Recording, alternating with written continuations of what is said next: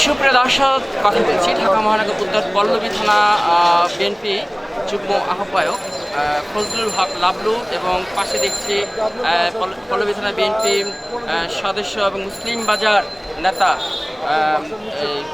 Joint secretary যুগ্ম সম্পাদক পলাশ মোল্লা সাহেবের সাথে আমরা দেখছি। আমরা একটু কথা বলছি। ফজলুল হক লাবলু ভাই, আজকে 2 নং ওয়ার্ড বাসীকে নিয়ে আজকে যে গণসংযোগ করছেন এ বিষয়ে একটু বলেন। কত টাইম, কোথায় কোথায় করছেন?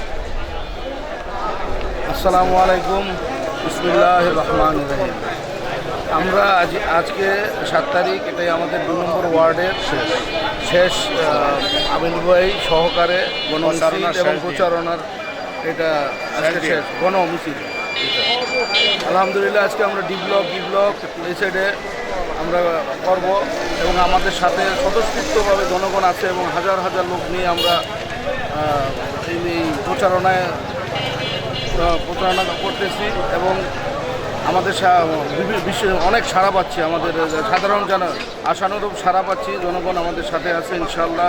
আমিনুল ভাইকে জানতে চাই, 12 তারিখে যে সকল ব্যক্তিরা অসুস্থ বা যে সকল ব্যক্তিরা প্রতিবন্ধী বা যারা ভোট কেন্দ্রে যেতে সমস্যা ফিল করছে তাদের জন্য কি প্ল্যানিং আছে? আমাদের প্ল্যানিং আছে ইনশাআল্লাহ। আমরা প্রতিটা কেন্দ্রে আমাদের রিক্সার ব্যবস্থা করছি, আমাদের রিক্সার ব্যবস্থা করা হয়েছে এবং স্বেচ্ছাসেবক আর ভলান্টিয়ার থাকবেন। আমাদের ভলান্টিয়ার থাকবেন। এই ভলান্টিয়াররা মেয়ে ভলান্টিয়ার আছে এবং ছেলে ভলান্টিয়ার আছে, তারা তাদেরকে সহযোগিতা করবে এবং ভোট কেন্দ্রে নিয়ে আসবে ইনশাআল্লাহ। ধন্যবাদ।